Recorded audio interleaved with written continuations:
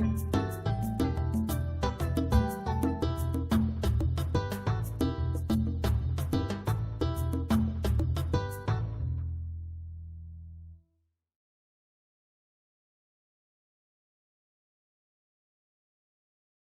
going to go over two suttas. The first sutta is going to be about mental proliferation, pancha. And the second sutta, it will be like a guided meditation. So when I tell you to, close your eyes, and then we'll go over that sutta. So the first sutta is Majjhima Nikāya 18, the Honeyball Sutta, Madhupindika Sutta. Thus have I heard, on one occasion the Blessed One was living in the Sakyan country at Kapilavatthu in Nivroda's park. Then when it was morning, the Blessed One dressed, and taking his bowl and outer robe, went into Kapilavatthu for alms. When he had wandered for alms in Kapilavatthu, and had returned from his alms round, after his meal he went to the great wood for the day's abiding. The day's abiding, meaning meditating for the rest of the day. And entering the great wood, sat down at the root of a bilva sapling for the day's abiding. Dandapani the Sakyan, while walking and wandering for exercise, also went to the great wood. And when he had entered the great wood, he went to the bilva sapling where the Blessed One was, and exchanged greetings with him. When this courteous and amiable talk was finished, he stood at one side, leaning on his stick, and asked the Blessed One, "What does the recluse assert? What does he proclaim?" Dandapani was the Buddha's, I believe, maternal uncle. And he had a bit of a chip on his shoulder against the Buddha, because he had married his daughter. And obviously after leaving and so on, he didn't really like what the Buddha had done. More than that, the Buddha, Dandapani was also someone who did not subscribe to the Dhamma. He was always challenging the Buddha. He subscribed to other views. So when he says, "What does the recluse assert? What does he proclaim?" it's a polite way of saying, "What do you know?" Friend, I assert and proclaim my teaching in such a way that one does not quarrel with anyone in the world with its gods, its maras, and its brahmas. In this generation with its recluses and brahmins, its princes and its people, in such a way that perceptions no more underlie that Brahmin who abides detached from sensual pleasures, without perplexity, shorn of worry, free from craving for any kind of being. So here, Dandapani was trying to get the Buddha into a debate. And the Buddha says, what I teach and what I assert is basically not to quarrel anyone. And the reason is because the perceptions no more underlie that Brahmin. Now when he says Brahmin here, he's referring to an Arhat, one who is fully awakened, who abides detached from sensual pleasures, no longer is interested in sensual pleasures, no longer is affected by sensual pleasures, without perplexity, no more doubt about the Buddha, Dhamma, Sangha, no more doubt about what is wholesome and unwholesome, shorn of worry, no more restlessness and remorse, free from craving for any kind of being, no more craving for jhana, craving for formless realms, craving for existence, craving for non-existence. In other words, all fetters are gone in such a being, in such a mind. When this was said, Dandapani, the Sakyam, shook his head, wagged his tongue, and raised his eyebrows until his forehead was puckered in 3 lines. Didn't like that answer, did he? Then he departed, leaning on his stick. Then, when it was evening, the Blessed One rose from meditation and went to Nigroda's park, where he sat down on a seat made ready for him and told the bhikkhus what had taken place. Then a certain bhikkhu asked the Blessed One, "But Venerable Sir, how does the Blessed One assert and proclaim his teaching in such a way that he does not quarrel with anyone in this world, with its gods, its maras, and its brahmas, in this generation with its recluses and brahmins, its princes and its people? And, Venerable Sir, how is it that perceptions no more underlie the Blessed One, that Brahmin who abides detached from sensual pleasures, without perplexity, shorn of worry, free from craving for any kind of being?" Bhikkhu, as to the source through which perceptions and notions born of mental proliferation beset a man, if nothing is found there to delight in, welcome and hold to, this is the end of the underlying tendency to lust, of the underlying tendency to aversion, of the underlying tendency to views, of the underlying tendency to doubt, of the underlying tendency to conceit, of the underlying tendency to desire for being, of the underlying tendency to ignorance.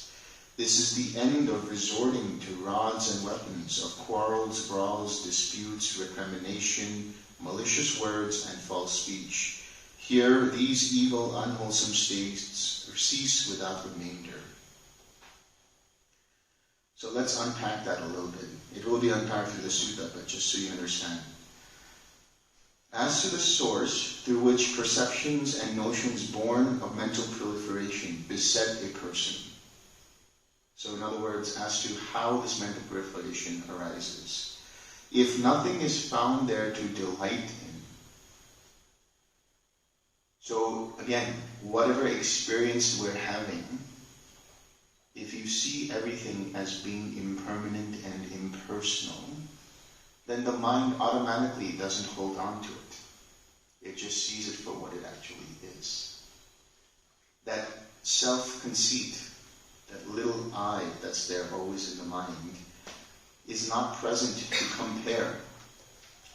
That this feels good to a me, or that this feels bad to a me, that this is painful to me, or this is pleasurable to me. Instead, there is the observation, the mindfulness that says, or the awareness that says, this is pleasant, this is unpleasant. Just tweaking that a little also is a good exercise in your mind. Divorce the I from the experience. Whatever is pleasant, whatever is unpleasant, whatever is neutral, in your mind, wherever there is the notion, this is pleasurable to me, this is unpleasant to me, this is me, or this is neutral in my mind.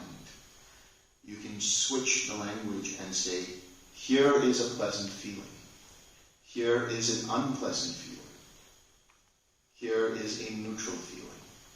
Just that little switch as an exercise can show you how it changes, how the mindset is, based on having the I, and based on just seeing things as they actually are. So if nothing is found there to delight in, that is to say, how does one delight in it? How does one welcome and hold on to something? There needs to be an I. There needs to be a me there to hold on to something. If that is gone,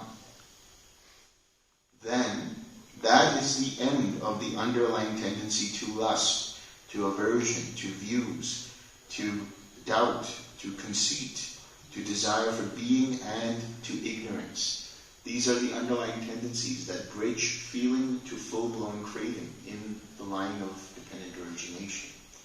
if the mind doesn't have that self-concept, doesn't superimpose an I to an experience, that happens almost automatically in most minds. They see something and they immediately compare it to, how does it affect me? How does it affect that sense of me? But if you just let go of that and see things as they are, then those underlying tendencies don't arise. So what are these underlying tendencies? In the case of a pleasant feeling, the underlying tendency towards wanting that, towards owning that, towards possessing that arises, towards holding on to it so that it doesn't slip away, because it feels good to the me. That happens when there's a pleasant experience. In an unpleasant experience, the underlying tendency towards aversion arises. This is painful to me. Get it away from me. Push it away. I don't like this. The underlying tendency to ignorance can be beset in the pleasant feeling, the unpleasant feeling, and the neutral feeling. So these first two, underlying tendency to craving and to aversion, respectively, are for or underlie pleasant feeling and unpleasant feeling. But the rest of those underlying tendencies can underlie any quality of feeling, pleasant, unpleasant, or neutral. The underlying tendency to views, having wrong view about this or that, primarily saying that this feeling is me, mine, myself, having the idea that this feeling is permanent, these different kinds of views about it, or even in general having opinions about the experience. That's the mind that always notes what's going on. That's the part of the mind that always judges what's going on. If you notice the mind is starting to judge what's going on, 6 art, let that go. Come back to a mind that's quiet and just quietly observing everything. The underlying tendency to doubt. Doubt about what? Doubt about what is wholesome and unwholesome. It can lead to confusion. Not about what the pleasant experience is or what the experience is in general, but in relation to, is this beneficial for the mind's development or not? So doubt, not in the Buddha, Dhamma, and Sangha, but doubt in relation to what is wholesome and unwholesome.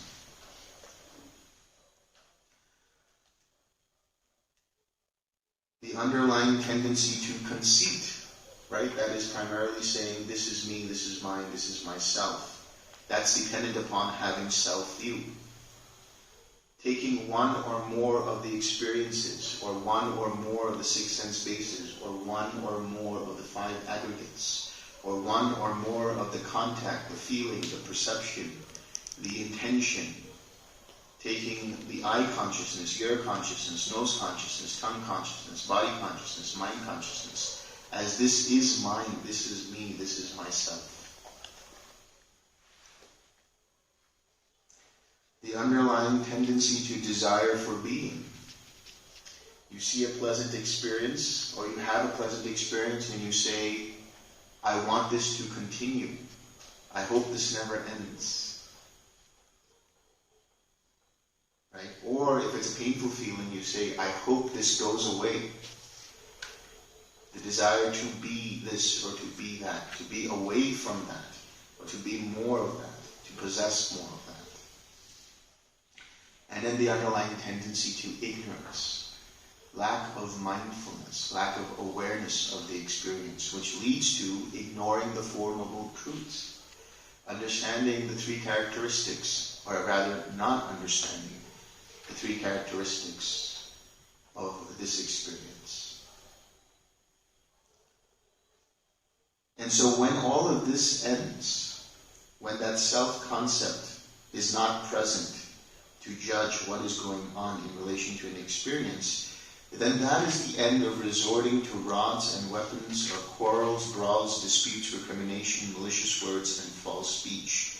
Here, these evil, unwholesome states cease without remainder. Why? Think about when you are in an argument, or think about when somebody abuses you, when somebody shouts at you. What immediately happens? There's that sense of I. How dare they speak to me like that? Don't they know who I am? There's that intrinsic sense of I there. It feels hurt. It feels criticized. It feels judged by. So when that I is gone, when that sense of self-concept is gone, how does it go? Using right effort. Somebody abuses you, somebody shouts at you. Before you react with the I, take a couple of seconds. Easier said than done, I know, but it's practice. Take a couple of seconds to recognize the percolation of the I coming up and try to defend its view, defend who it thinks it is, defend the personality, defend that ego. Notice that happening. Relax. Let go of the I. And then you respond, and that response will be rooted in wisdom and compassion.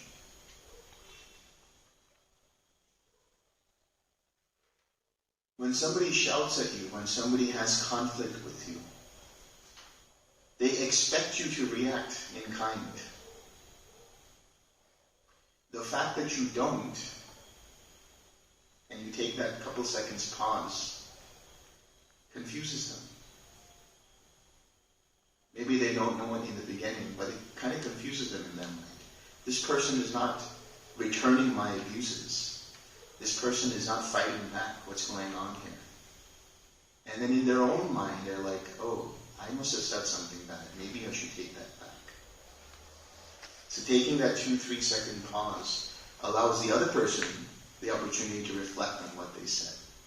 Not having to react to what you're going to say or what you would say. And so this is the end of brawls and quarrels. This is how you start to make peace.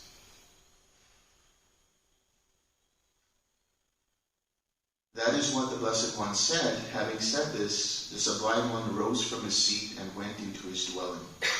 Then soon after the Blessed One had gone, the bhikkhus considered, now friends, the Blessed One has risen from his seat and gone into his dwelling after giving a summary in brief, without expanding the detailed meaning. Now who will expound this in detail? Then they considered the Venerable Mahakachana is praised by the teacher and esteemed by his wise companions in the holy life. He is capable of expounding with detailed meaning. Suppose we went to him and asked him the meaning of this. Then the bhikkhus went to the Venerable Mahakachana and exchanged greetings with him. When this courteous and amiable talk was finished, they sat down to one side and told him what had taken place, adding, let the Venerable Mahakachana expound it to us.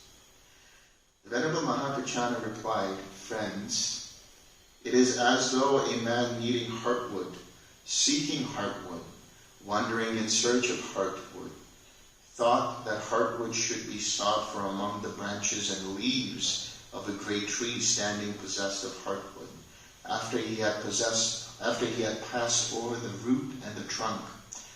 And so it is with you, venerable sirs, that you think that I should be asked about the meaning of this after the Blessed One after you passed the Blessed One by, when you were face to face with the teacher. For knowing the Blessed One knows, seeing he sees, he is vision, he is knowledge, he is the Dhamma, he is the Holy One, he is the sayer, the proclaimer, the elucidator of meaning, the giver of the deathless, the Lord of the Dhamma, the Tathagat. That was the time when you should have asked the Blessed One the meaning. As he told you, so you should have remembered it. Surely, friend Kachana, knowing the Blessed One knows, seeing he sees. He is vision, he is knowledge, he is the Dhamma, he is the Holy One. He is the sayer, the proclaimer, the elucidator of meaning, the giver of the deathless, the Lord of the Dhamma, the Tathagat. That was the time when we should have asked the Blessed One the meaning. As he told us so, we should have remembered it. Yet the Venerable Mahākāccana is praised by the teacher and esteemed by his wise companions in the holy life. The Venerable Mahākāccana is capable of expounding the detailed meaning of the summary given in brief by the Blessed One, without expounding the detailed meaning. Let the Venerable Mahākāccana expound it without finding it troublesome. So Mahākāccana was known to do these kinds of things. He was the one who expounded brief statements by the Buddha and then expand on what that was.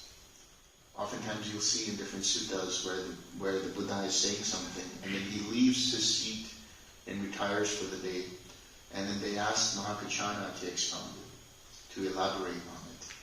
And he always spoke in terms of consciousness. And you'll see what he does here. Then listen, friends, and attend closely to what I shall say.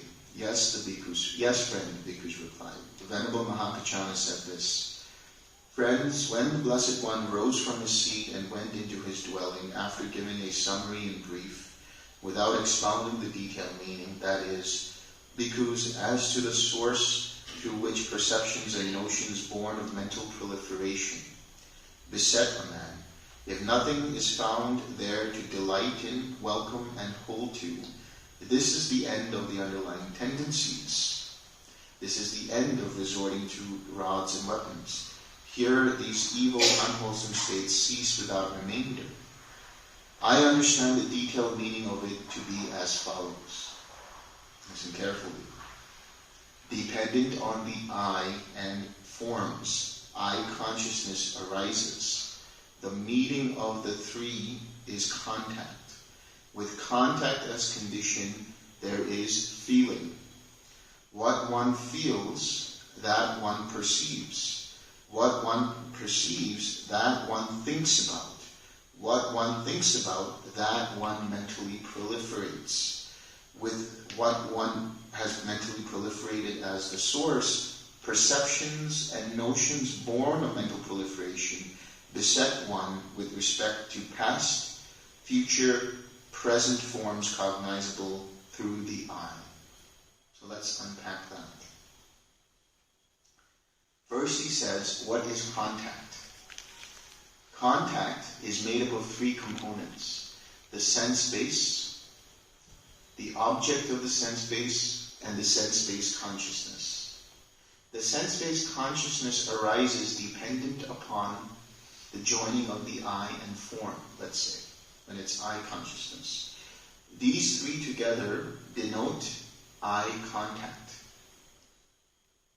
If, like I said yesterday, if the I is non-functional, then there is no meeting of the I and form, and therefore no I consciousness, and there cannot be any contact. But if everything is functional, one can experience there is the sense-based object, and the meeting of the three is the awareness of the sense base. Then there is contact. That's the initial spark between the sense base and the sense-based object. From there is feeling. Feeling means the seeing, the hearing, the smelling, the tasting, the touching, the thinking. This is what feeling is. Any kind of experience to be felt and sensed is feeling, Vedana. What one feels, that one perceives. Tied to feeling is perception. Perception is rooted in memory. Perception is the recognition aspect of the mind. That which recognizes what it experienced before. When you have seen the color red before and learned what the name of that color is, the next time you see it, meaning you experience it, and then you perceive it as red. When you learn a certain kind of language, you cognize and learn that language, right? You start to understand that language, you experience the sound waves, start to make sense of that language. Whenever somebody speaks that language, you recognize that that's what that language is and that's what they're saying. That recognition aspect of that is perception. So perception is always tied to feeling. These two are intertwined. In fact, there are three that are intertwined together, which we'll talk about in a couple of days. But that is feeling, perception, and consciousness. What one feels, that one perceives. What one perceives, that one cognizes. What one cognizes, that one experiences. What one experiences, that one perceives. These three run around each other. Feeling, perception, consciousness. What one perceives, what one recognizes in terms of that experience, one thinks about. What is this thinking about? Judging. Thinking in relation to a sense of I, me, myself. Contemplating. Analyzing. Weighing the options. Is this beneficial for me or not beneficial for me? Comparing.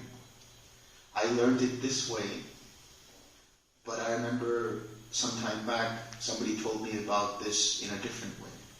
All of these different pondering and thinking. What one thinks about, that one mentally proliferates. There is the potential for proliferation, which is the craving, the identification, rooting the identification in that experience, clinging to it with that sense of I, and then becoming that person who thinks about it, fully rooting the self in it, and then from there acting. With what one mentally proliferates as the source, with what one craves, clings, and becomes as the source. Perceptions and notions born of mental proliferation beset the person with respect to past, future, and present forms. Perceptions and notions born of that craving, clinging, and becoming. Meaning, views and opinions and ideas and concepts born through that process of craving, clinging, and becoming. Beset one with respect to the past, future, and present forms. The comparison. I experience this now, and there is a comparison from the past. Or there is a looking into the future. Will this experience continue on into the future or not? Or how will I feel when this leaves me? A few days ago, people were asking, what do we do off retreat? Thinking already about what's going to happen at the end of the retreat. Nothing wrong with it, but understand the thought processes that can lead to craving and suffering.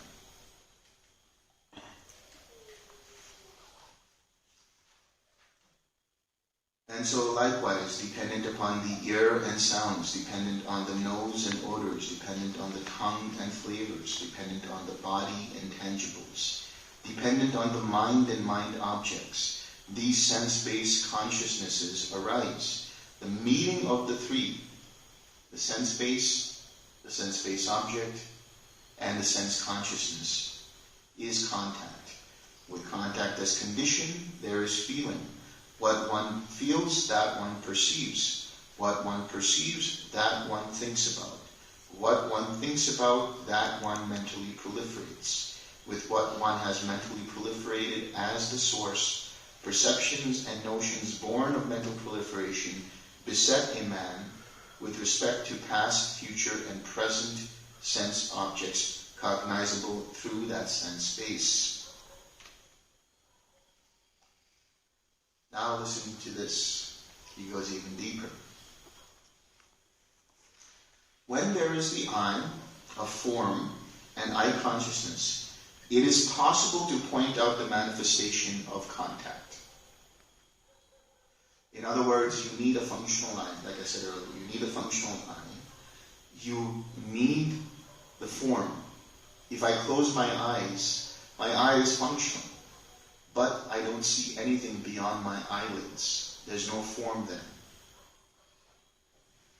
So when there is form, there's rupa, there is color, there's form and color, and the eye makes contact with that. When there is that, there's eye consciousness. When there are these three, it is possible to denote the contact. In other words, it's possible to recognize where there is contact. When there is the manifestation of contact, it is possible to point out the manifestation of feeling, naturally. When there is the sparsha, the touch, the contact, then you can also have the feeling, dependent upon that contact. You can denote and see where the feeling is, the experience right here and now.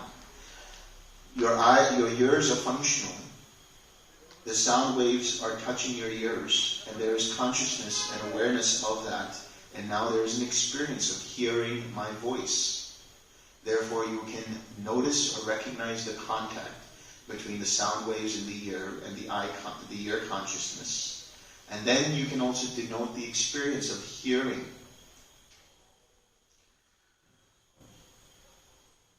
When there is the manifestation of feeling, it is possible to point out the manifestation of perception. Not only can you hear the sound, you can recognize what I'm saying in what language and what words I'm using. Perception. When there is the manifestation of perception, it is possible to point out the manifestation of thinking. You see? You feel and perceive. Everyone feels and perceives. Even arhats.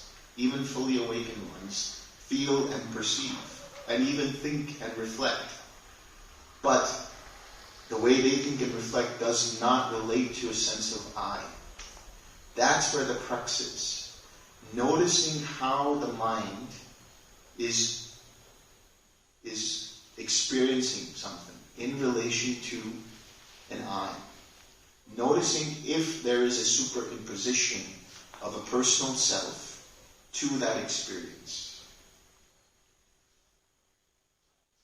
When there is a manifestation of thinking, it is possible to point out the manifestation of besetment by perceptions and notions born of mental proliferation. Likewise for the other sense bases. So in other words, at each of these points, it's possible to use right effort to let go. If you see that the mind is thinking about this or that in relation to the past, present, future, thinking about this or that in relation to the I, to the me, you can recognize that it's possible to point it out, recognizing that there is that I there and letting it go. So this requires clear awareness. This requires absolutely pristine mindfulness, to be able to see what the mind is doing, how the mind is taking in experiences. Is there that tiny little self-concept still present in everything that the mind is thinking about in relation to an experience? And if there is, you can siksar it. You can recognize, oh, I'm starting to take this personally. You relax that. Let go of that. Relax it. Come back to just the witness. Just come back to the awareness of what is happening. Change the wording in your mind if you have to. From, I am experiencing this, or this is, I feel this pain to, this is painful. This is a painful experience. Just even that little thing can help you separate the sense of self with the experience. Now he goes even further. He says, when there is no I, no form, and no I consciousness, it is impossible to point out the manifestation of contact. When there is no manifestation of contact, it is impossible to point out the manifestation of feeling. When there is no manifestation of feeling, it is impossible to point out the manifestation of perception. When there is no manifestation of perception, it is impossible to point out the manifestation of thinking. When there is no manifestation of thinking, it is impossible to point out the manifestation of besetment by perceptions and notions born of mental proliferation. Now, there are a few ways of understanding this. He refers to this when in reference to the eye, in reference to the ear, the nose, the tongue, the body, and the mind, and its objects and their subsequent consciousnesses, or their respective consciousnesses. In the cessation of perception, feeling, and consciousness, there is no more an experience of eye consciousness, ear consciousness, nose consciousness, body consciousness, tongue consciousness, mind consciousness. Therefore, even if the sense organs are there, but there's no awareness of that, there can be no contact which can give rise to further feeling, perception, and so on. But outside of that scope of cessation of perception, feeling, and consciousness, think about it this way. When there is contact with a hindrance, the mind recognizes that hindrance, and it can choose to continue to think about that hindrance, continue to reflect on that hindrance, continue to add and superimpose the sense of I to that hindrance. Or, recognizing the experience of the hindrance, changing the trajectory of the mind's focus by using right effort. Now there is no more thinking about that. Now there is no more perception of that. Now there is no more mental proliferation about that. So whatever experience you're having, painful, pleasant, neutral, through the sense basis or the mind, if you see craving in relation to it, if you see the mind identifying with it, there is still a possibility of letting go and loosening up that identification, using right effort. And that is dependent upon sharp and clear mindfulness. The sharpening of mindfulness is through right effort. Right effort leads to right mindfulness. Right mindfulness leads to right collectedness. These three constitute samadhi. Every time the mindfulness is gone, you come back to right effort, come back to 6 R's, and regain your mindfulness, and be able to let go and then experience a more collected mind.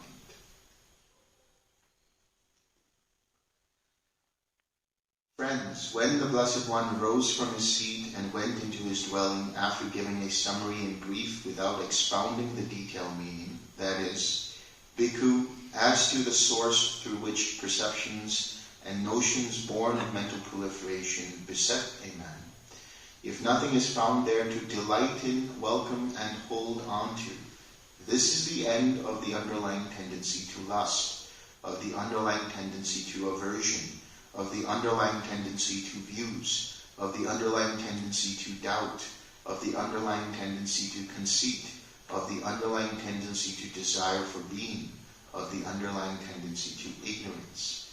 This is the end of resorting to rods and weapons, of quarrels, brawls, disputes, recrimination, malicious words, and false speech. Here these evil, unwholesome states cease without remainder. I understand the detailed meaning of this summary to be thus. Now, friends, if you wish, go to the Blessed One and ask him about the meaning of this. As the Blessed One explains it to you, so you should remember it. Then the bhikkhus, having delighted and rejoiced in the Venerable Mahākācāna's words, rose from their seats and went to the Blessed One. After paying homage to him, they sat down at one side and told the Blessed One all that had taken place after he had left, adding, Then, Venerable Sir, we went to the Venerable Mahākācāna and asked him about the meaning. The Venerable Mahākācāna expounded the meaning to us with these terms, statements, and phrases. Mahākācāna is wise, bhikkhus. Mahākācāna has great wisdom. In other words, he has attained. He knows right view. He sees through dependent origination. If you had asked me the meaning of this, I would have explained it to you in the same way that Mahākācāna has explained it. Such is the meaning of this, and so you should remember it. When this was said, the Venerable Ananda said to the Blessed One, Venerable Sir, just as if a man exhausted by hunger and weakness came upon a honey ball, wherever he would taste it, he would find a sweet, delectable flavor. So too, Venerable Sir, any able-minded bhikkhu, wherever he might scrutinize with wisdom the meaning of this discourse on the Dhamma, would find satisfaction and confidence of mind. Venerable Sir, what is the name of this discourse on the Dhamma? As to that, Ananda, you may remember this discourse on the Dhamma as the honey ball discourse. You know, when he calls it honey ball, it makes me think of gulab jamun. This is the gulab jamun discourse. That is what the Blessed One said. The Venerable Ananda was satisfied and delighted in the Blessed One's words.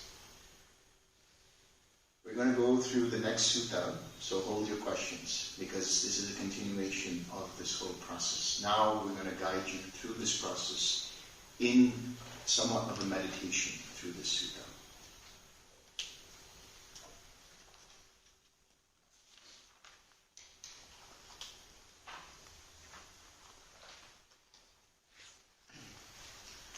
This sutta is Majjhima Nikāya 143, Anathapindikavado Sutta, the advice to Anathapindika.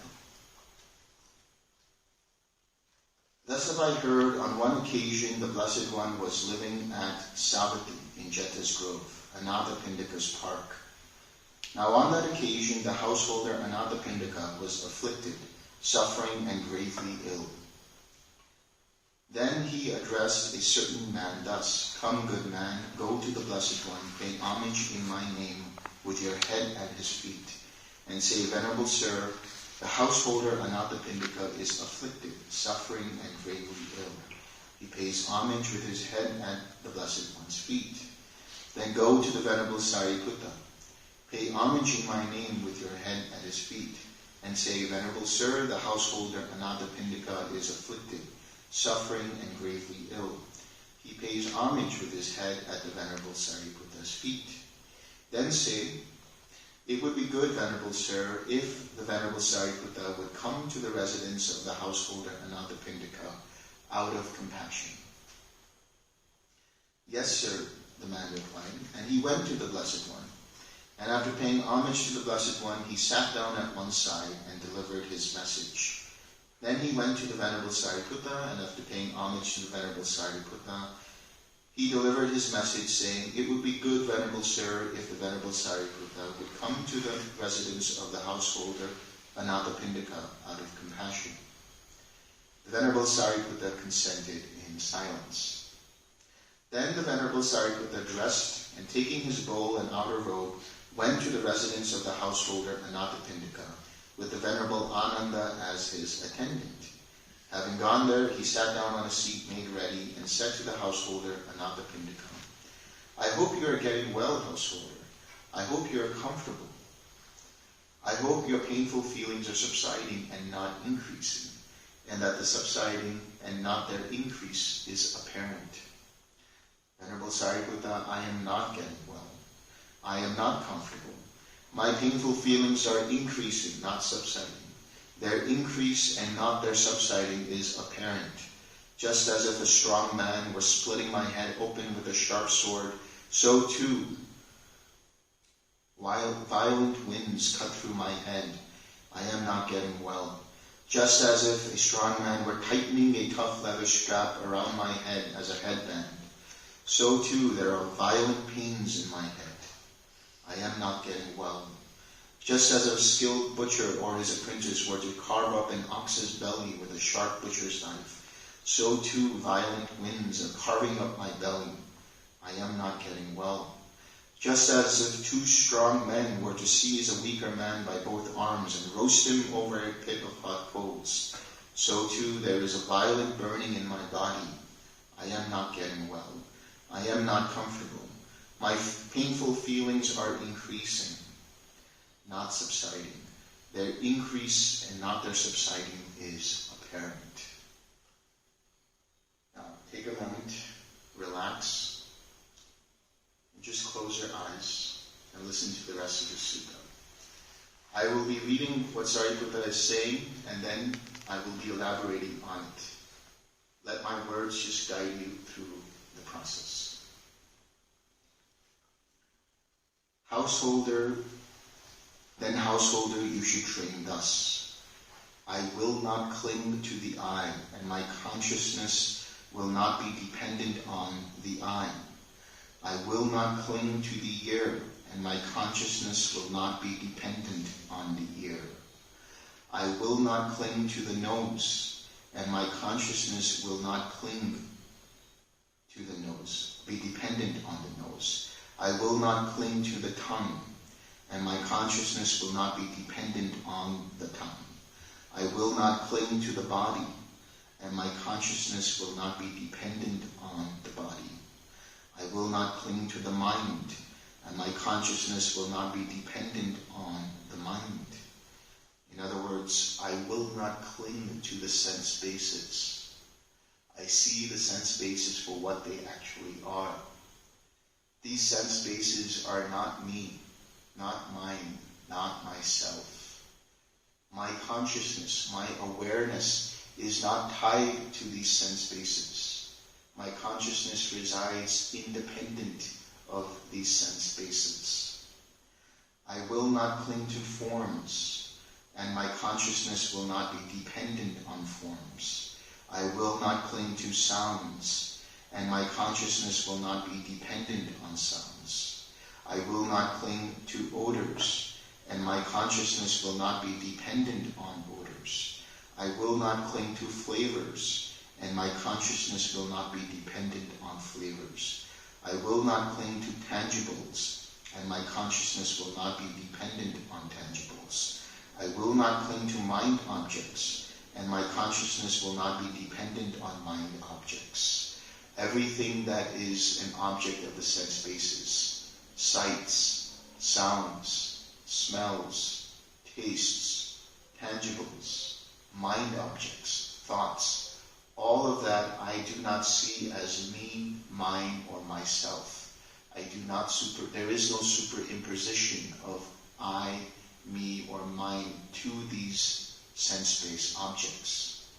And the awareness of these sense objects are not dependent upon them. The awareness is not tied to them. The awareness is independent of them. They are aware, the awareness is aware of these sense-based objects. And because they are just aware, they are not the sense-based objects. The awareness of something does not mean that you are that.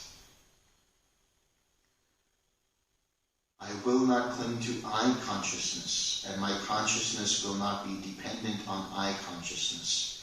I will not cling to your consciousness, and my consciousness will not be dependent on your consciousness. I will not cling to nose consciousness, and my consciousness will not be dependent on nose consciousness. I will not cling to tongue consciousness, and my consciousness will not be dependent on tongue consciousness. I will not cling to body consciousness, and my consciousness will not be dependent upon body consciousness. I will not cling to mind consciousness, and my consciousness will not be dependent on mind consciousness. Even the awareness of the sense-based experiences, that awareness is not me, not mine, not myself. That awareness arises dependent upon the sense-based and the sense-based object. See the awareness of these sense-based objects. And see that they are not tied to the sense-based objects.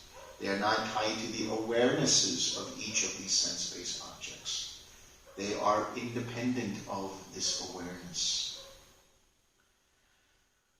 I will not cling to eye contact, and my consciousness will not be dependent on eye contact. I will not cling to ear contact, and my consciousness will not be dependent on eye contact. I will not cling to nose contact, and my consciousness will not be dependent on nose contact. I will not cling to tongue contact, and my consciousness will not be dependent on tongue contact. I will not cling to body contact, and my consciousness will not be dependent on body contact. I will not cling to mind contact, and my consciousness will not be dependent on mind contact. Even the initial spark, the touch, the sparsha, the spark between the eye and form. When you are hearing my voice, the sound of my voice and the ears, and the ear consciousness, which denotes the ear contact. The awareness of that is independent, not dependent on the contact. The fact that you can be aware of this contact shows that that contact is not you. That contact is not me, mine, or myself. I will not cling to feeling born of eye contact, and my consciousness will not be dependent on feeling born of eye contact. I will not cling to feeling born of ear contact, and my consciousness will not be dependent on feeling born of ear contact. I will not cling to feeling born of nose contact, and my consciousness will not be dependent on the feeling born of nose contact. I will not cling to feeling born of tongue contact, and my consciousness will not be dependent on the feeling born of tongue contact. I will not cling to the feeling born of body contact, and my consciousness will not be dependent on the feeling born of body contact. I will not cling to feeling born of mind contact, and my consciousness will not be dependent on feeling born of mind contact. The awareness of the experience itself.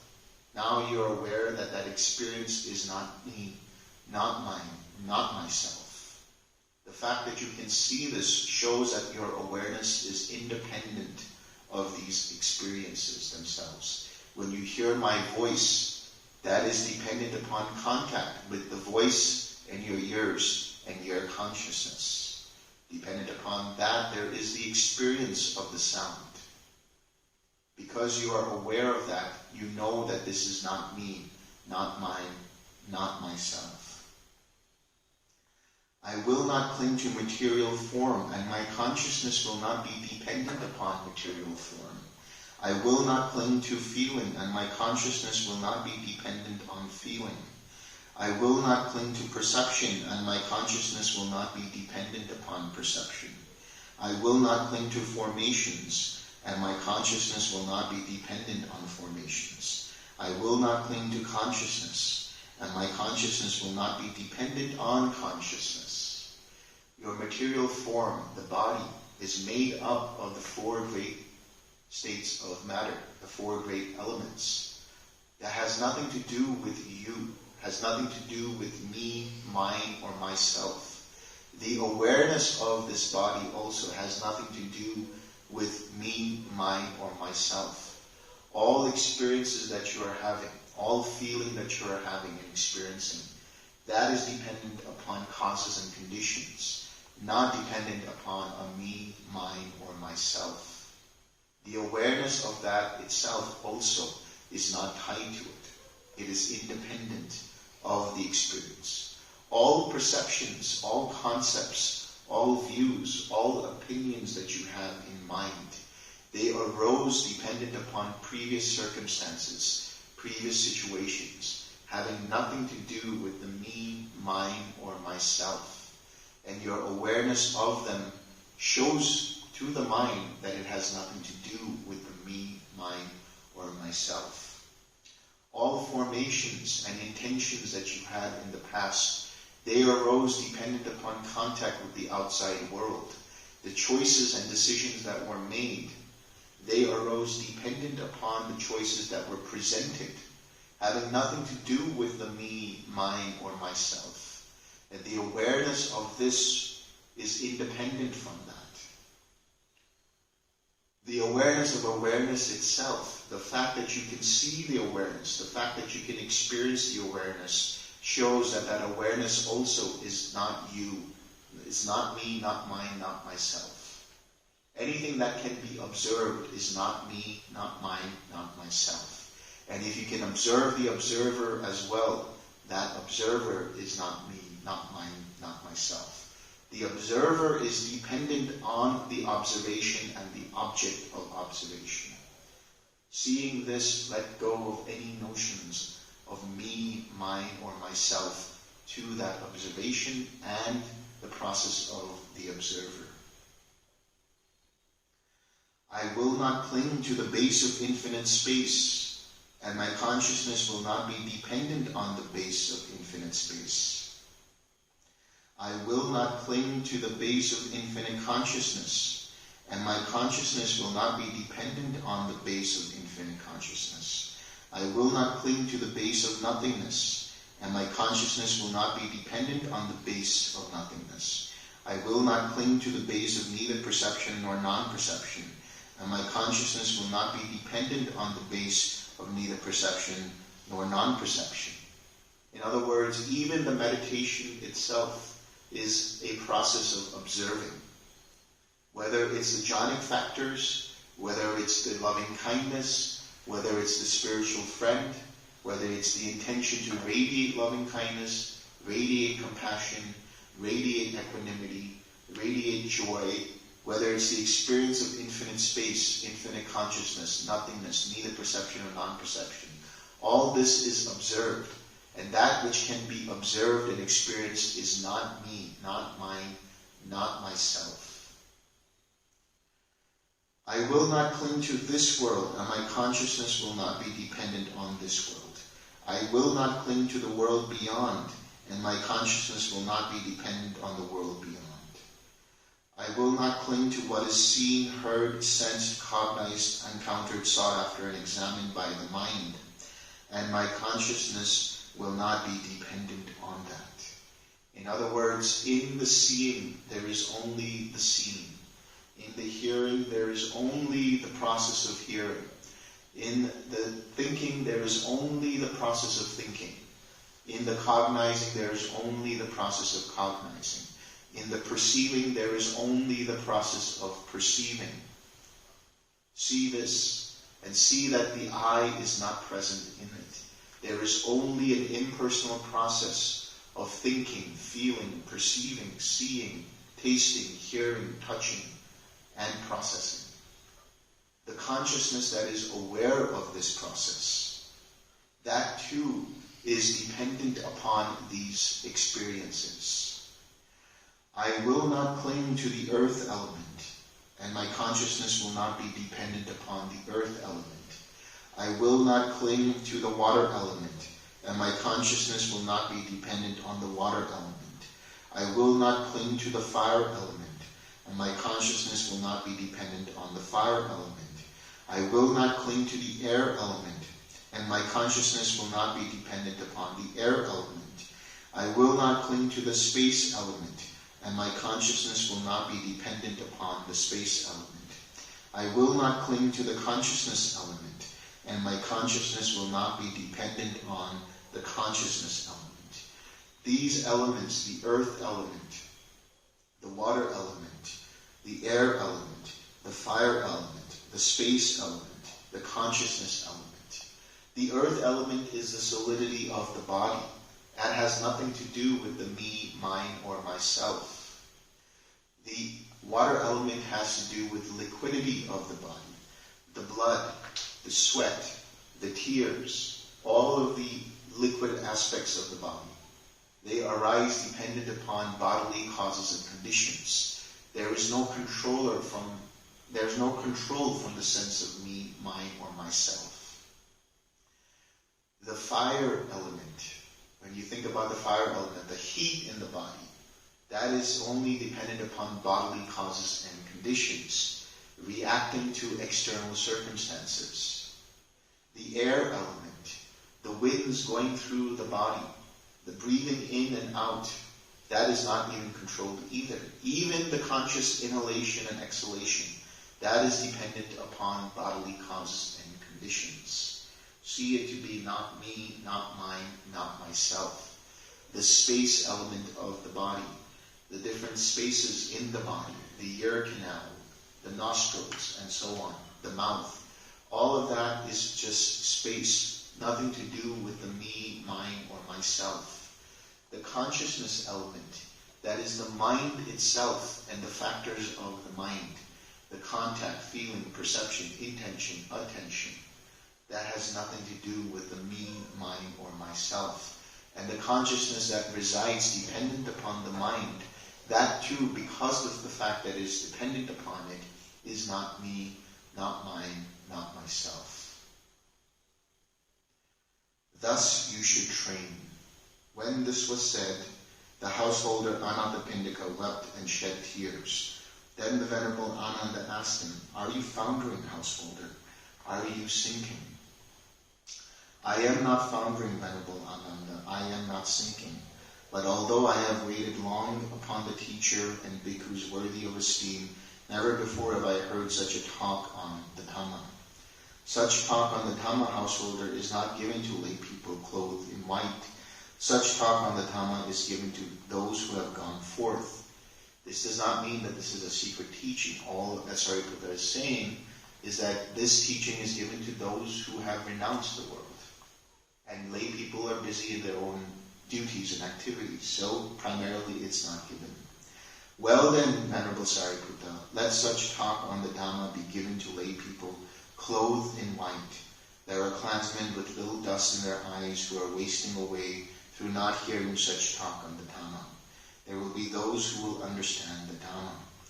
Then, after having given the householders Anathapindika this advice, the Venerable Sariputta and the Venerable Ananda rose from their seats and departed.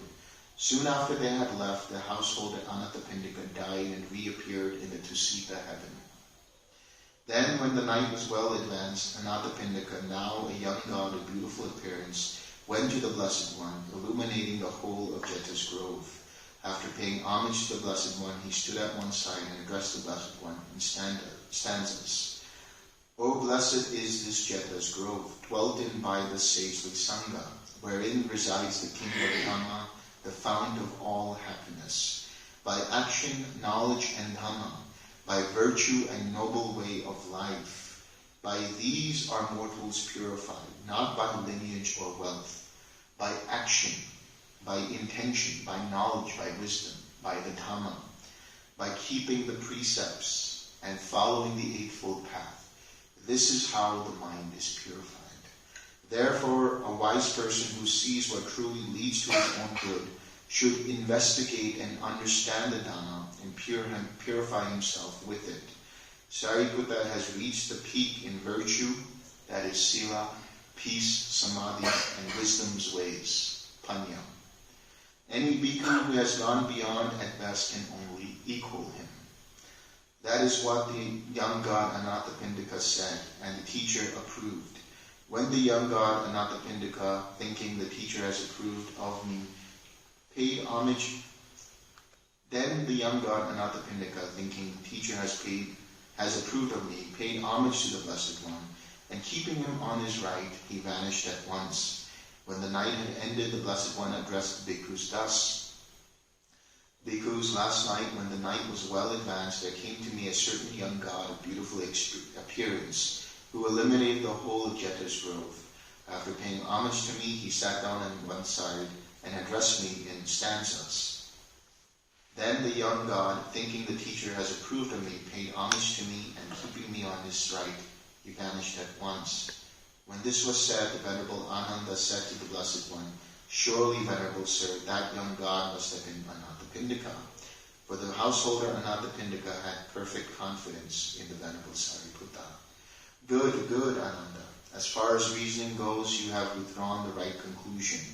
That young god was Anathapindika, no one else. This is what the Blessed One said. The Venerable Ananda was satisfied and delighted in the Blessed One's words.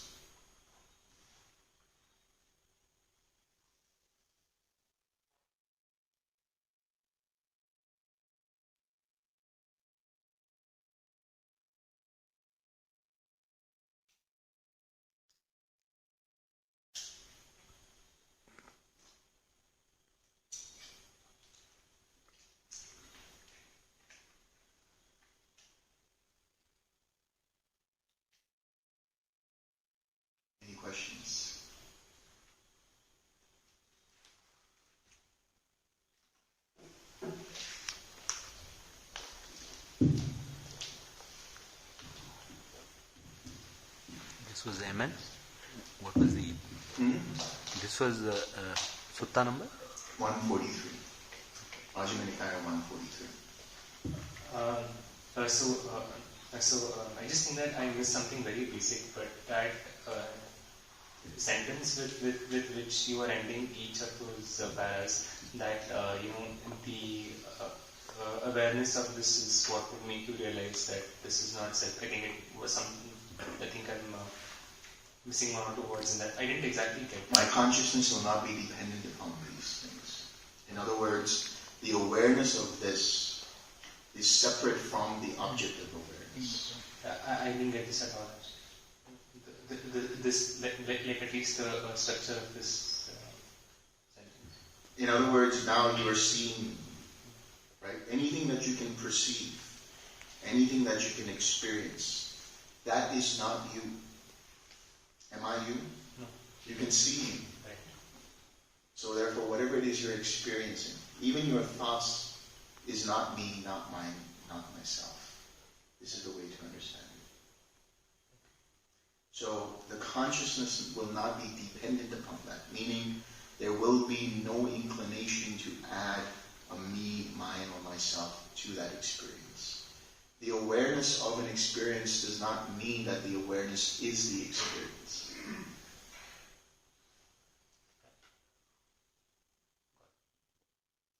Now, I'll also just read one more sutta, just to give you more clarity on this, because this sutta, Sariputta, what he's doing is he's guiding Anathapindika towards Nibbana.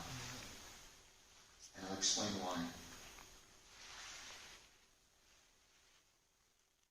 This comes from the Anguttara Nikāya 10.6, which is concentration. Then the Venerable Ananda approached the Blessed One and paid homage to him, sat down to one side and said to him, Bhante, could a bhikkhu obtain such a state of concentration that he would not be percipient of earth in relation to earth, of water in relation to water, of fire in relation to fire, of air in relation to air? In other words, not perceiving earth as earth, not denoting the sense of I, me, myself, to the earth element, the water element, the fire element, the air element, of the base of infinite space in relation to the base of infinite space, of the base of infinite consciousness in relation to the base of infinite consciousness, of the base of nothingness in relation to the base of nothingness, of the base of neither perception nor non-perception in relation to the base of neither perception nor non-perception, of this world in relation to this world, of the other world in relation to the other world. But he would still be percipient. In other words, is there this perception, is there this experience which is not tied to the sense basis, not tied to the elements, not tied to awareness itself? And so he says, he could, Ananda. But how, Bhante, could he obtain such a state of concentration? Here, Ananda, a bhikkhu is percipient thus. This is peaceful, this is sublime. That is the stilling of all formations, the stilling of all activities, the relinquishing of all acquisitions, the letting go of me, mine, myself, the destruction of craving, no craving, aversion, or identification, the dispassion, complete detachment from all experience, cessation, Nibbana. In this way, Ananda, that a bhikkhu could obtain such a state of concentration that he would not be percipient of earth in relation to earth, of water in relation to water, of fire in relation to fire, of air in relation to air, of the base of infinite space in relation to the base of infinite space, of the base of infinite consciousness in relation to the base of infinite consciousness, of the base of nothingness in relation to the base of nothingness, of the base of neither perception nor non-perception in relation to the base of neither perception nor non-perception, of this world in relation to this world, of the other world in relation to the other world, but he would still be percipient. That is where the mind makes contact with the unconditioned. This process of letting go of the me, mine, myself, in relation to all things, leads the mind to the perception or the experience of the unconditioned. So what Sariputta was doing is, Anathapindika being on his deathbed, he led him to the process of going towards Nibbana. So you are disengaging the mind from all experience. And actually it's the same as what I said yesterday, having the experience fully without the superimposition of the ego. That's it. Which was this other sutta? This is Anguttara Nikāya 10.6.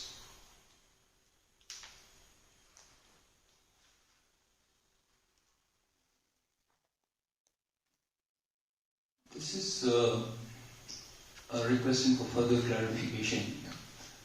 The structure that you have really put, there's a contact, and then there's a feeling, and then the perception. I heard saying that all perception is from the memory. Yeah. I request you to further. And then the second part of the question is that from the perception, thinking arises. And from thinking, the mental proliferation. So the difference between the thinking and the mental proliferation, what could be that? Yeah. Because to me, thinking itself is proliferation. Yeah. Because when one is thinking on the particular. Yeah. Okay. So when I said that perception is rooted in memory, what I'm saying is that perception is that which labels an experience. The knowing of what the quality of the experience is. Even knowing that the feeling is pleasant, unpleasant, or neutral. That is perceiving the quality of the feeling, of the experience. So perception is that which names what it is that you are experiencing. That's why it's rooted in memory. The first time you experience something, there is the cognizing of what that experience is. Using the example of a little kid at the stove fire, right? He puts his hand on top of the fire. He's cognizing the heat in that. He's cognizing pain in that. And there's the experience of the pain. And now he perceives there is pain. He knows what pain feels like. The next time he approaches a stove fire, he already has a perception that that fire is hot, that that fire can burn you. And so he is cautious, dependent upon that perception.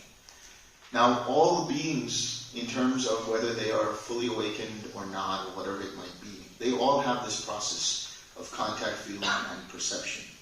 The difference between one who is fully awakened, let's say, and one who is still on the path, there can still arise the notion of thinking about that.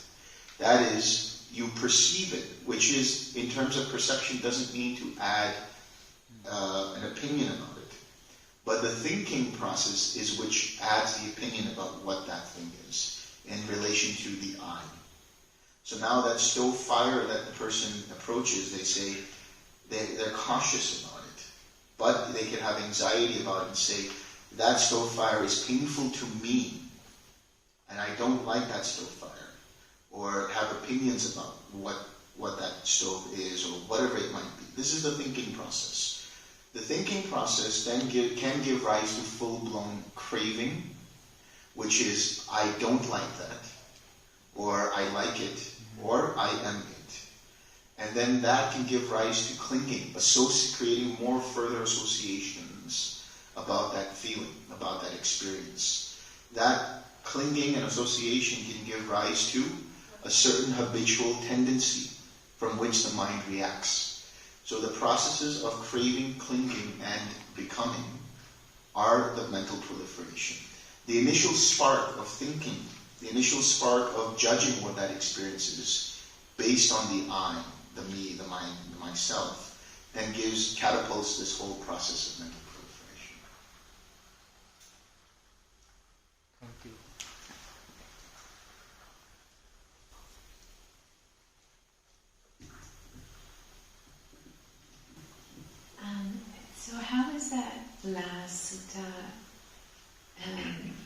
about concentration.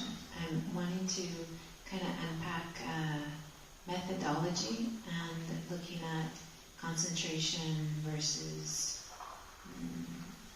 other TWIM and how that all fits, or how that all helps.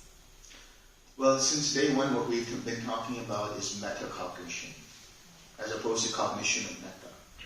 What we're saying is the cognition of cognition. When you are meditating, you are having the attitude, or you should start to develop the attitude, or the perception, of mind observing the process of meditation. So you're detaching a sense of I, me or mine, to the meditation, whatever the object is. Initially, in the beginning, when you start this practice, there's a tendency to say, I am the one who's experiencing this process. I am the one who is bringing up the metta, and so on.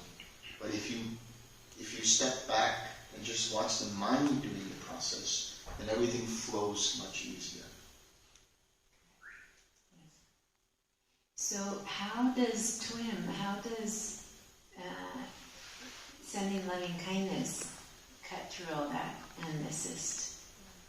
But it doesn't matter what the object is, that's what I'm saying. TWIM here is basically using right effort.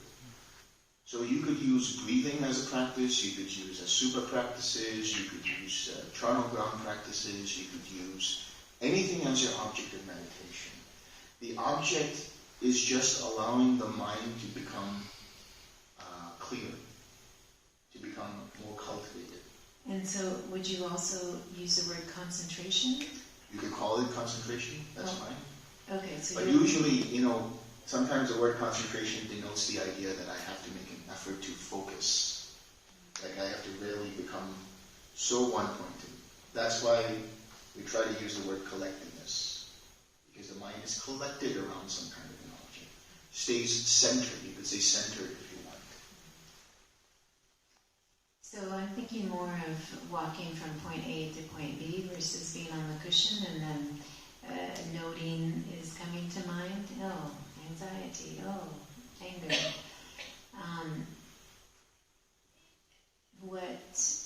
What do you... So the noting that this is anger or noting that this is anxiety is just the first start. We're taking that some steps further using right effort in noting, oh, here is anger, then letting your attention go away from that anger, relaxing the craving or the identification with that anger, and then generating something wholesome to replace that anger, for example. This is right effort. If I could add something to that.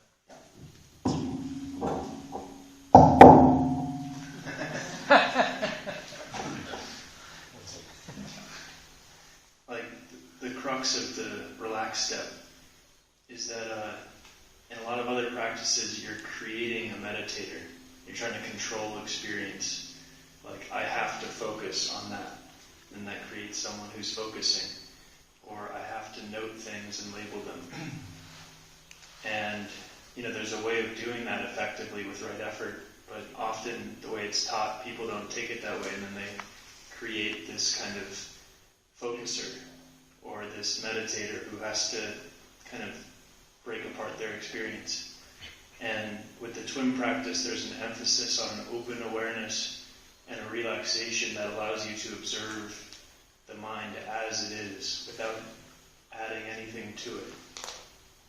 So that allows you to see dependent origination and how things unfold on their own without getting involved in trying to fix or fixate. So would it be correct to say, TWIM is a tougher practice? That's the comparing mind, right? One question. What is the name of the consciousness that doesn't depend on consciousness? What is the name of the mind that makes contact with the Nibbana element? Is it Chitta, is Vijnana, is Mano? It's like a kind of conditioned impermanent consciousness or mind can contact the unconditioned Nibbana. Is that possible? Or is that mind?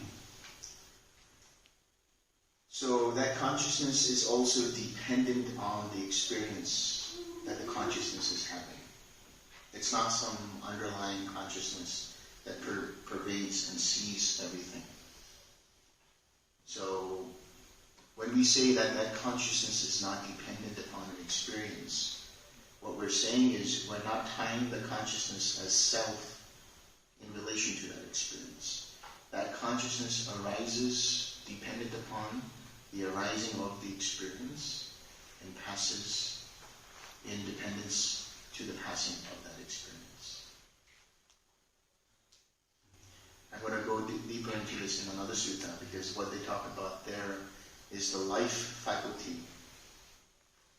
This is known as the Jivit Indriya in Sanskrit.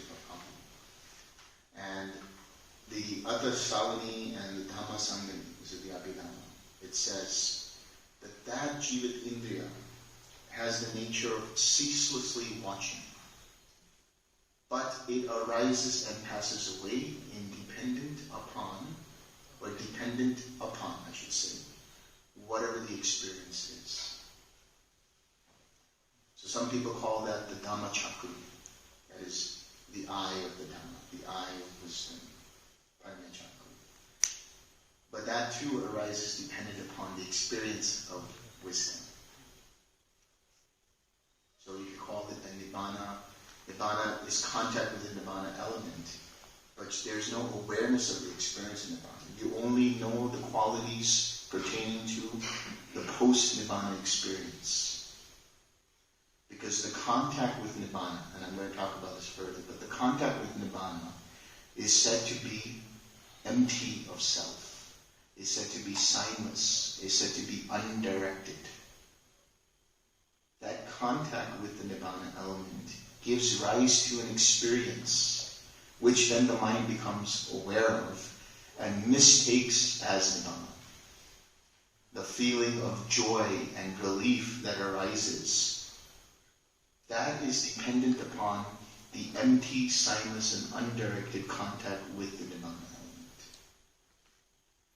I'm going to go into this further, but just a little preview.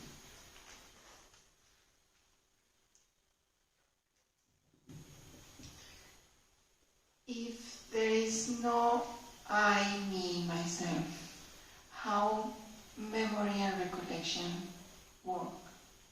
You don't need an I, me, or myself in relation to memory. The memory process happens because of whatever is happening with the mind and the brain, being able to take and store that information. The superimposition of the I into the memory says that this memory belongs to me. This memory is part of myself. But that is happening because of causes and conditions, namely the processes in the brain that allow itself to take and store that memory.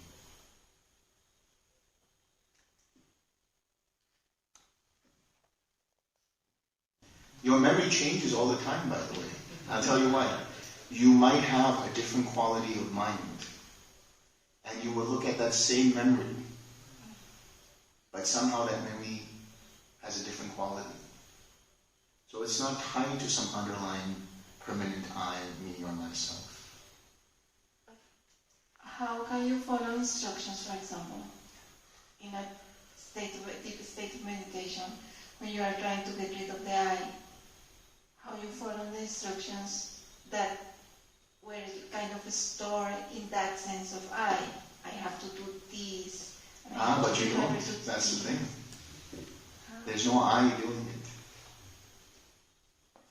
You see, it's the I, the me, the myself has been so ingrained that the mind feels like it is the me that it has to do it. But if you just relax into it and just observe the processes happening, you will realize that there's no you adding to the process. The process is happening. There's no controller in that process. The process is arising and happening dependent upon the causes and conditions. So receiving the instructions, for example, that is my voice reaching your ears, That is the sound waves making contact with the ears, ear consciousness arising, creating contact, and in the experience of listening. But in that listening, there is only listening. But the mind has a tendency to say, I am listening. Thank you. Is it like the orchestra doesn't need an director? They play alone, they don't need any director. They know how to play and they play perfectly without a director. It's like an illusion. Yeah.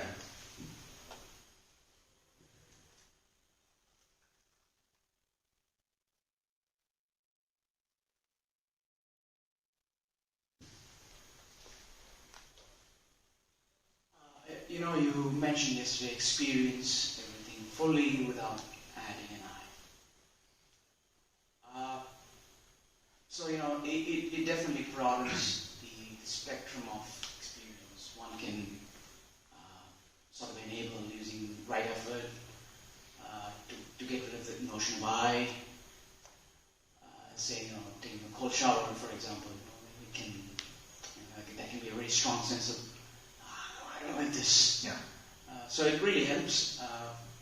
But let me categorize it into two aspects of it. So let's say there's a passive experience. Certainly one can enter that space and be a bit more diverse with the sense of I.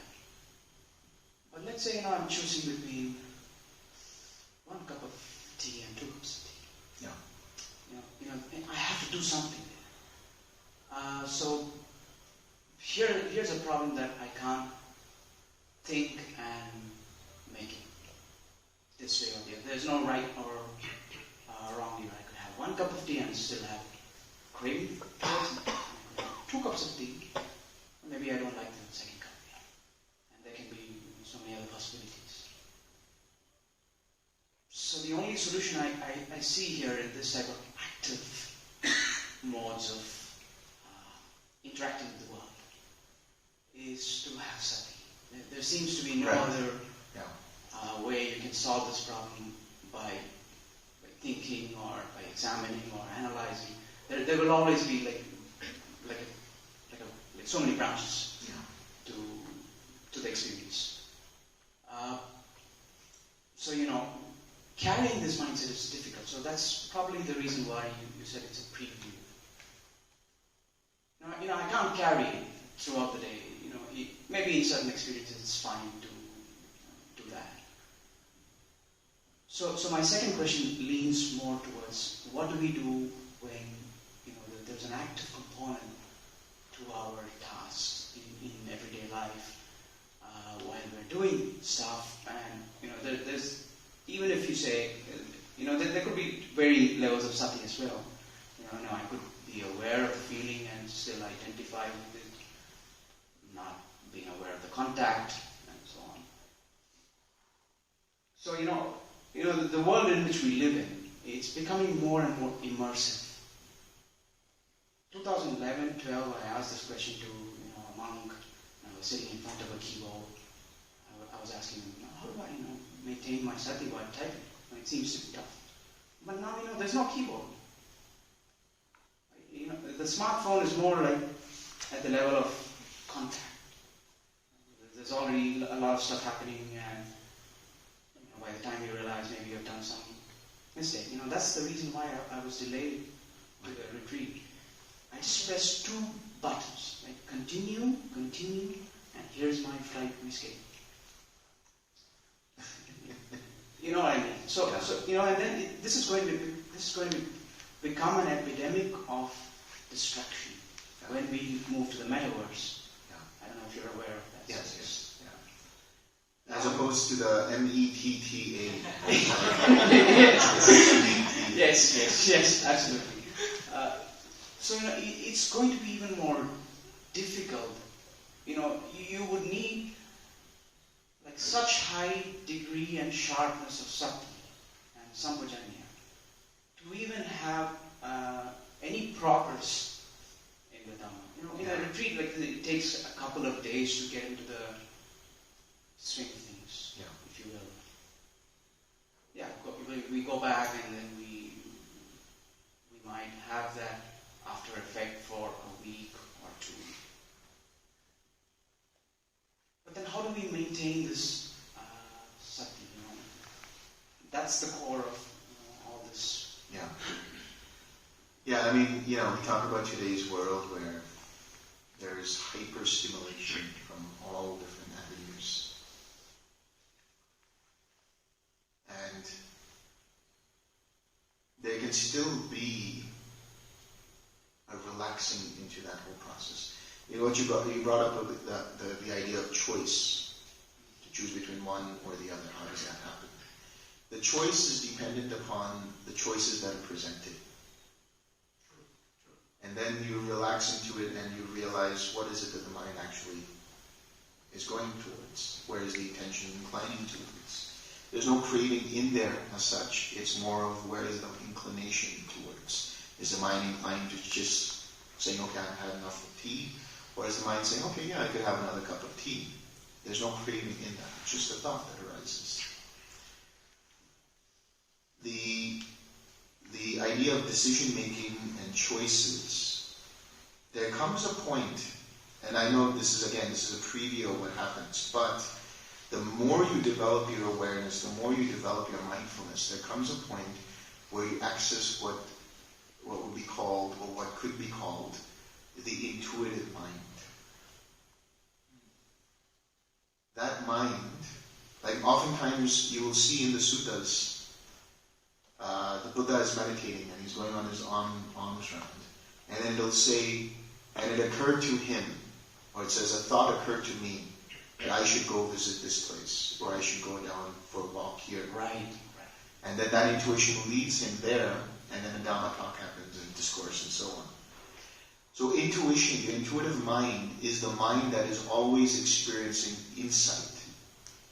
It is independent of the past, independent of past experiences.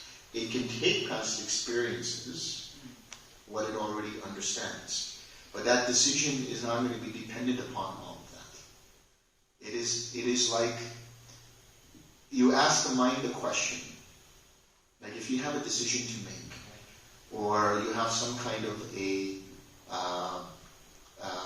activity that you are considering, or you have a blockage in your meditation. Something is blocking you from further going. And this is for all of you. You could use this even now in the retreat. You can ask the mind the question, what is it that's blocking my meditation, for example? And then just don't think about it. Don't analyze. Don't reflect. Just walk away from that question. Ask the mind the question. You've planted the seed. And then the intuition will come to you like a eureka moment and say, this is what is blocking the mind. And as soon as you realize that, you can let that go. Go back to your meditation and you see your meditation becomes even clearer. The reason I'm bringing this into the picture is because that is what is going to be required in today's world. The intuitive mind. So that is predicated upon slowing things down. Right. You don't have to be at the same pace that the world is at, which is just going faster and faster and faster, which leads to negligence, which then will lead to all kinds of problems. Maybe you accidentally break a precept. That's accidentally, but it can cause you to get upset. It can cause you to get irritated. It can cause you to get frustrated. So when you sit down to do any kind of work, the establishing of mindfulness before you should be there. That is, slow things down. Get in touch with what is going on in the mind. If there is something going on that's distractive to the mind, use the 6 hours, let go. And then do the work like a meditation. Make the work the object of meditation. Center the mind around the task. And every time you notice the mind thinking about this or that, rein it in, bring it back, using right effort, until you finish the task. Then relax, ask the mind what else needs to be done, and it will guide you. So, in essence what you're saying is, life happens. Live with it, but don't try to live it. Right. Life happens whether you want it or not. The resistance to that flow of life is where the suffering is. But total and radical acceptance of everything as it is allows you to flow with it. So it's, when you say flow with it, to me, it's like a battle between the path factors and the defilements. So this flow with it is what you're saying as, here are all these tools available to you. The enlightenment factors, sati, sampajanya, and sansars. The Eightfold Path, so on and so forth. Yeah. Right? So there will be battles, but the more we resist that battle, we are going to be engaged to a point where there's going to be wars now. Yes. So there's this idea of the Mara. Yeah. This being who I've come to respect a lot. Yeah. Because I've been practicing for a decade or two. I know how difficult this path is, and at the same time, it happens. So when we are talking about Mara, right, you mentioned this today. To what extent does he actually be an impediment to the path? There are all these anecdotes about him whispering things into people's ears, and whatnot. And he stands at the doorway, very sad, and somebody becomes enlightened. Yeah. So what are all these? So the hint is in the suttas themselves. Go back to the suttas and see how they dealt with Mara. I see you, Mara. I recognize you. As soon as you recognize it, he stops. Same with the ignorance. Same with any defilement. I recognize you. That's the first step. Having equanimity, not being affected by it. That comes through releasing your attention from that. There's no reverse of quality in releasing. It's just, I see you, I accept it, I acknowledge it, and now I let you go. So whatever life throws at us, right. Let's not talk about mythical creatures like Mara. Whatever life throws at us, we can turn that into a flower. Yeah, exactly. Whatever is coming to you. The reason why it seems like it's life throwing stuff at you is because there's a you that life is throwing at. In other words, the resistance comes from taking it personally. The resistance comes from taking it seriously. Got it. But the moment you back off and just relax, that sense of I, then that turns into a flower. Thanks. Wonderful. I'm not sure how you handed away your phones. Maybe after this we have a chat. Please. You have to give me a book as well. Taking it a little further from what he was talking about decision making, Yeah. will it be fair to say, or will it be too simplistic if I say that just distinguish or discriminate what is wholesome and what is not wholesome, Right. and then decide upon that? That's the first step, absolutely. And how, like I said, how do you denote what is wholesome and what is unwholesome? So there is a huge... No, I mean, you know what the wholesome factors are, but I mean in terms of the quality, if it's wholesome or unwholesome. And wholesome for me, wholesome for others, wholesome for everybody. Exactly. And majority of them. It cannot be wholesome For everyone. everybody. Exactly. But it doesn't cause damage to you or to another.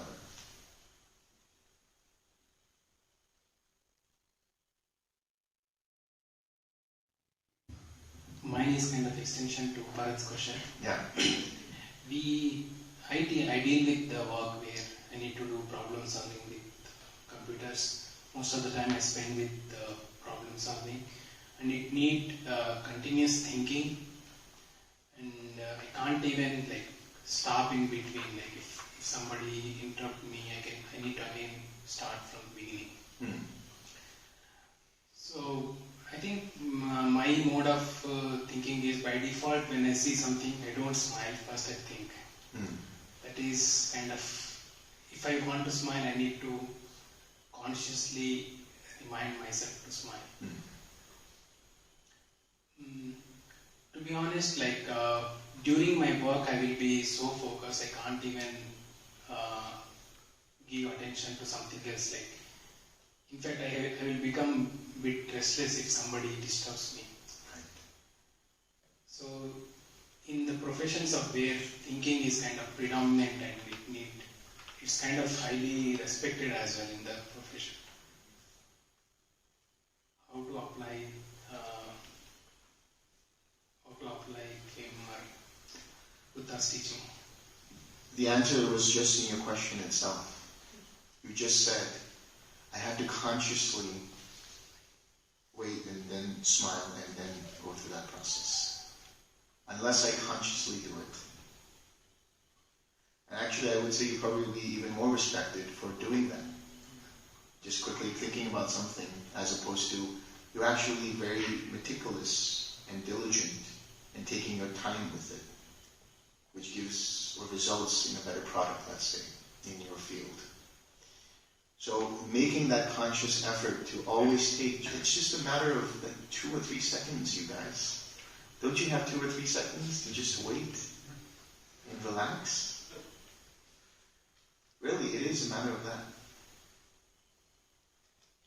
And then getting too focused on something. This is the reason why we don't have a practice where we become too focused. Because then when there is a detraction, when there is a distraction, it causes like a jolt. And this is why we use the 6 hours to gently bring it back. We don't jolt back into this whole process. So there you have to be able to just relax into the experience. Even when people talk about, they've been in the flow of something, like somebody who's very creative, and they're doing something in the flow of it. Oftentimes after they're doing that process, how does their mind actually feel after being in that flow state?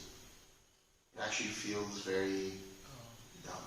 It's like, I'm done now. I can't do anything else. Because it becomes so focused into it. But if your mind takes that pause and just relaxes, then everything almost becomes just like a play. That's where it is, right? The reason why people take things seriously, the reason why people take things personally, is because there's something tied to it that affects that me. Affects me. If I don't do this, I won't be able to feed myself and my family, for example. And you're so engaged in it for that sake. But if you let go of all of that, then your priorities come into place and you do things from your intuition rather than I have to do it because this will lead to this, because this will lead to that, and so on. That's just karmic action. That's unfolding. But if you start with the intuitive mind, then you're doing things in terms of letting go of any kind of attachment to any kind of action. It's just, that is true flow of action. Effortless action. And it's all predicated upon what you just said, taking that conscious step. And that's predicated upon spending those 2-3 seconds to relax.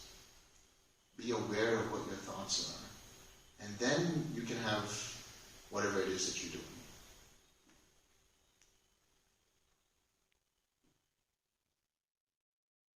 Thank you.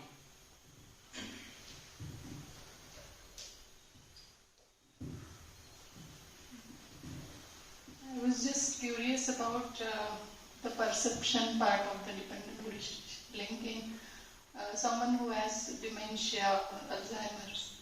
Yeah. Because somewhere I was told that as we age, it becomes difficult to progress in meditation. Yeah. I can tell you from not experience with people who have dementia, but having observed people who have dementia, they still have perception. There's still some memory there. It's just their perception of the world is different. Because the core memories somewhere are still there, and they're still acting from there. But they forget about certain things, like relationships they have with people, or their children, and things like that.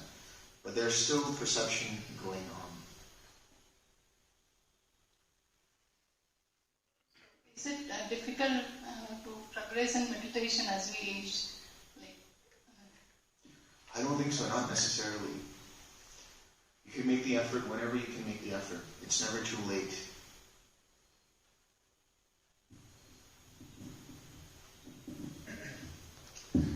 This statement, anything that we can perceive and experience is not me or myself. It sounds so nice, but the mind still really is like, well, I know this is me, I can see myself, this is me. So I guess Nibbana is going to blow my mind because it really doesn't want to let go of that. But one practical one that I've asked you before and still is pain. So in the Anathapindikavado Sutta, he talks about all the different things, and you can experience this, pain being one of them, obviously. So here, in this modern world, we're conditioned to sit in things that cost money. But the body has been sitting like this for tens of millions of years, and yet most of us have great difficulty sitting for several hours. So I've had a few times, every so often I have it where I'm sitting and the pain comes up and I'm able to let go of the attachment and the story of pain and let it go, and it disappears or it goes into the background. But I haven't really captured that. So it's not an everyday occurrence. Can you speak more on the, yes, okay, like the mind says don't identify it or whatever, but it just feels like it's screaming and it's right there. Yes. Listen to me. Right. But again, going back to what he was talking about, Mara, that pain screaming at you is Mara, detracting you from your object of meditation. And just by recognizing it in that moment, and then letting go. Now, the pain that you experience most probably is not physical. Most probably it's meditation pain. And that meditation pain is rooted in restlessness. When you take restlessness and you go to the most extreme of restlessness, it can manifest as pain. Which means the mind is having too much effort going on. And just by pulling back a little bit, letting go of any kind of need to do an effort and relaxing into it, the pain will go. And then it happens again. There's restlessness again because the mind is becoming too focused. And then you do the same process and you relax. So that pain starts to dissipate. If it's meditation pain, that pain will dissipate. The reason why people don't want to sit for a long period of time is because their mind is overstimulated. And because now there's no stimulation in the mind is like, I need something. I need something to be distracted by. So it causes itself pain. So it's just a manifestation of boredom as well. And so, with the restlessness, would we then cultivate tranquility? Tranquility and equanimity. Cultivating tranquility, like in the practical aspect, I'm sitting, I recognize restlessness, I can counteract it with tranquility. So I just actively reduce my... Just relax more. Soften. Pull back your attention. Don't be so focused. Yeah, thank you.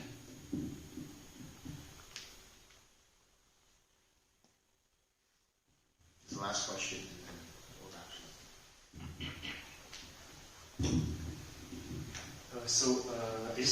up. I had 2 or 3 things to ask. So one of them was that, do you have any good practices which you would recommend to do at the time of sleeping? Like I found that although I've tried doing the usual meditation practice when I'm going to bed, it seems to stress me out more than allow me to sleep. But whereas when I do it here or in the hall, then it actually calms me down. Yeah. He's an expert in sleep. Or I consider him to be an expert in sleep. Like a meditation that'll help you go to sleep? Or? Yeah. There's a really good one called Yoga Nidra. It's called Yoga Nidra. You can look up, there's some good guided ones on YouTube or different podcasts. I like one that's by Jayasara. Seminary Jayasara. But yeah, because meditation can be actually stimulating. I mean, you want to have some level of focus there, and so doing that right before bed probably isn't a good idea if you're trying to drift right off. But some kind of progressive relaxation or yoga nidra, which is similar to that can be really helpful. Thank you. The other one which I had was that one of the things which I've been struggling with has been that that in the past I have tried doing vipassana, and that essentially had this thing about anapana, where you basically watch your breath. And in fact, I had a bad habit of trying to regulate my breath itself, and I was just trying to know that what's the best way around trying to let go of any old practice habits that I had. Like in the sense, is it better if I just back off and do nothing for a while, or I find that when I try to give loving kindness, I try doing it along with the frequency of my breath, which I need to. So, would you have any recommendations around that? Yeah, this is why we don't do Anathapindika, because a lot of bad habits, or I wouldn't say bad habits, I would say a lot of habits are ingrained with regards to Anathapindika. For example, trying to regulate the breath and going into pranayama, basically. So, you could just stay with a smile, and that won't have anything attached to the breath, for example.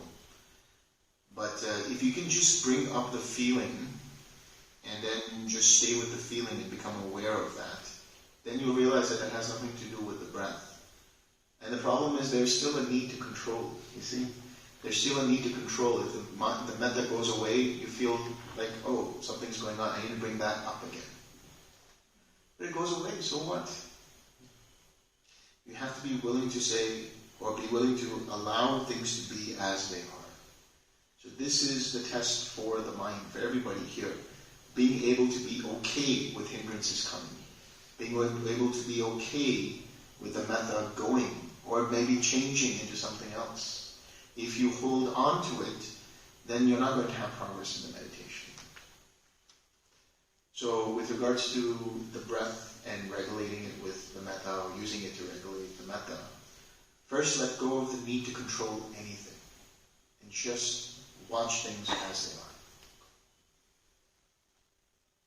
And probably also save the smile for a while, which would help, I think, was what you said. Yeah, but based on our interviews, I think now you're somewhere else in your practice. So that, I don't know if you're able to, if you're actually using the breath to regulate that process of radiating, but if you are doing that, I would say just watch the process of radiating happening. Don't force it coming. And I think I just had my last one, that, I think you said a few things about, about the mind going into the past or trying to plan the future. So, and slightly split about whether these thoughts which come about me trying to plan the future, is it a good thing, or is it out of essentially restlessness? Like it does happen very often that I just have a thought about what I want to do a month from now, and it gives me a good idea which I can actually implement. But very often it's also the case that I'm just restless. I think I probably out there, the answer is that I just need to have a better collectedness so that I can tell the difference. But would you have any thoughts on that? Yeah, first of all, any thoughts that arise, like thinking about the future, thinking about the past, if you see that the mind is starting to plan ahead and it's trying to plan, okay, this is what we're going to do a month from now and all of these things, you can just laugh at it. Don't take the mind so seriously. And there's nothing good or bad about the thoughts coming or going. Don't put any value to what it is. It's just thoughts. That's all. If you laugh at your mind, there's so many things, for everyone, there's so many things you can laugh about for your mind. The mind comes up with all kinds of things about, I wonder if this happens, or what if that happens, and it goes into this, and it goes into that. And what if I fall in love with that person, and what if this happens, and we get married. All of these things like that. Or maybe I'll get a promotion here, and, oh no, but what if, he says that. And, all of these thoughts that come up, it's just the mind. You seem to think, or I'm not saying you in particular, but the you, the sense of the I, seems to think that this has an effect on me. And by then engaging with that I, that's where the trouble begins. But if you just observe the thought as it is, just a thought, then you can laugh at it and say, oh, this is just a thought, it's no big deal. You have that attitude of making thoughts no big deal, and they won't have any effect. Thank you. Thanks. You want to add anything to that?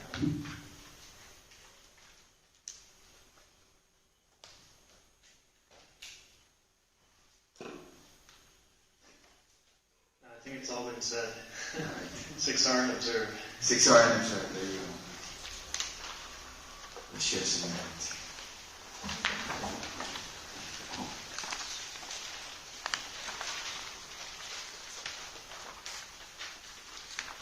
May suffering ones be suffering free, and as fear struck fearless be.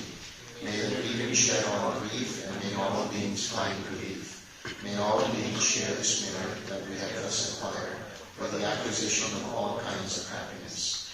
May beings inhabiting space and earth, devas and nagas of mighty power, share this merit of ours. May they long protect the Buddha's concealed